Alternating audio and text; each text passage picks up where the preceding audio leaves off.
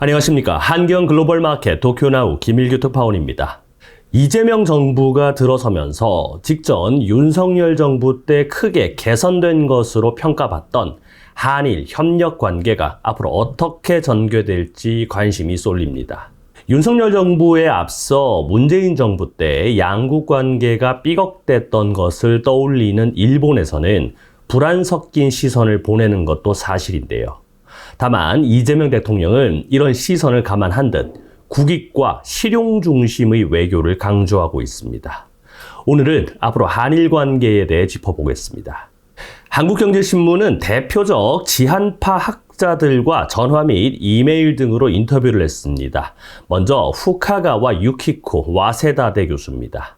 후카가와는 우선 한국에 대해 박근혜 대통령 탄핵 이후 건설적인 정책 논의 없이 정쟁에 매몰돼 잃어버린 10년을 보냈다고 꼬집었습니다. 그러면서 트럼프 행정부의 통상 정책에 직면해 전통적인 수출 지향형 발전은 이제 현실적이지 않다며 국민을 어떻게 먹여 살릴지 고민하면 잃어버린 10년에서 벗어나는 출구가 보일 것이라고 조언했습니다. 후카가와는 한일 양국 관계에 대해선 독도, 교과서, 세계유산 등 폭발 요소가 상당히 많다고 진단했는데요. 그러면서 한국 정치권은 대일 감정을 국내 정치에 이용하지 않겠다는 강한 약속을 이어가야 한다고 주장했습니다.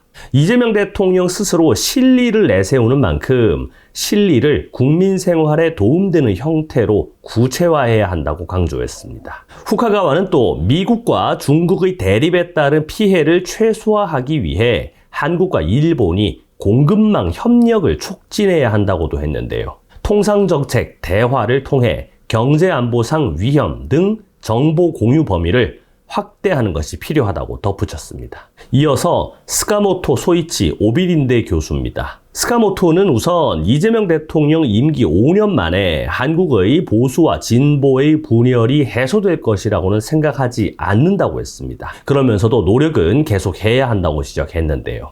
미국의 경제, 안보 측면 압박에 대해선 한국과 일본이 협력해 트럼프 행정부를 설득해 나가는 것이 필요하다고 조언했습니다. 또 한국과 일본은 저출생, 고령화 등 공통된 사회적 과제를 안고 있다며 올해 수교 60주년을 맞아 경제와 안보 분야 협력은 물론 사회와 문화 전반에 걸친 협력도 요구된다고 강조했습니다. 이어서 기미야 다다시 도쿄대 대학원 특임연구원입니다. 기미야는 올해 도쿄나우를 통해 영상 인터뷰도 했던 분인데요. 기미야는 우선 이재명 대통령이 현재의 한일 관계를 크게 바꾸려 들지 않을 것이라고 봤습니다. 현재 국제 환경에서는 한일 관계를 바꿔 얻을 실익이 별로 없다는 이유에서인데요. 이재명 대통령이 우선 경제를 중시한다는 점에서도 그렇습니다. 기미야는 올해 한일 수교 60주년을 맞아 공동선언이 가능할 것으로 기대했습니다. 김대중 오부치 선언 때와 비교하면 지정학 환경이 바뀌었으니 환경 변화에 대응한 선언은 시도해 볼 수 있다는 생각입니다. 기무라간 고베대 교수는 다소 어둡게 봤습니다. 이재명 대통령에 대해 일본에 두 가지의 불안감이 있다는 것인데요. 문재인 정부 때처럼 진보 정권이 역사 문제를 들고 나올 가능성과 이재명 대통령 개인의 말투가 그 두 가지입니다.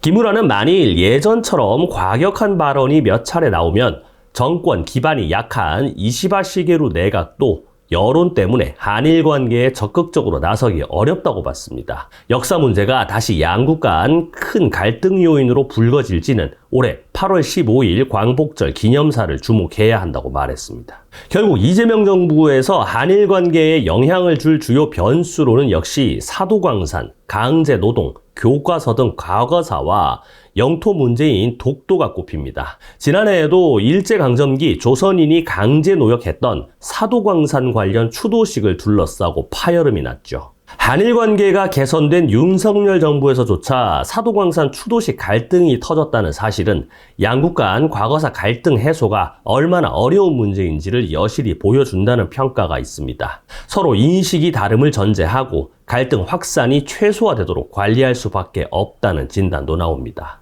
이와 관련해 이재명 대통령은 4일 한일 관계에 대해 언급했는데요. 안타깝게도 과거사 문제, 독도 영토 문제로 갈등을 빚고 있으나 일본과 한국은 여러 가지 면에서 공통의 이해관계를 갖고 있다고 했습니다. 그러면서 경제, 안보 등에서 쌍방에 모두 도움되는 것들을 충분히 찾아낼 수 있다며 협력할 건 협력하고 정리할 건 정리하고 가능한 현안을 뒤섞지 않았으면 좋겠다고 강조했습니다. 실용적 관점에서 접근하겠다는 것이죠.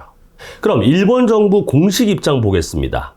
이시바 시게루 일본 총리는 4일 이재명 대통령 당선과 관련해 한국 민주주의 결과로 한국 국민의 선택에 경의를 표한다며 취임을 축하한다고 밝혔습니다. 그는 이날 취재진과 만나 한일 수교 60주년을 계기로 이재명 대통령과 한미일 협력을 활발히 하고 싶다며 그것이 60주년의 큰 이의라고 말했습니다. 이시바 총리는 이재명 대통령이 과거 일본에 대해 비판적 발언을 했던 것과 관련해서는 한국 내에는 여론도 있다며 선거운동 과정에서는 일본을 중요한 파트너라고 했고 일본을 좋아한다고도 했다고 소개했습니다. 또 한일 정상회담은 조속히 하는 것이 좋다며 이재명 대통령과 조기 회동의 의욕을 나타냈는데요. 아울러 양국 정상이 정기적으로 상대국을 오가는 셔틀 외교 중요성은 한국의 어떤 정권이 들어서도 바뀌지 않는다고 강조했습니다. 그럼 일본 주요 언론은 어떻게 전했을까요? 일본 언론은 이재명 대통령이 선거 과정에서 한일 협력을 강조했다면서도 과거 일본에 대한 발언 등을 토대로 경계감도 표시했습니다. 우선 요미우리 신문입니다.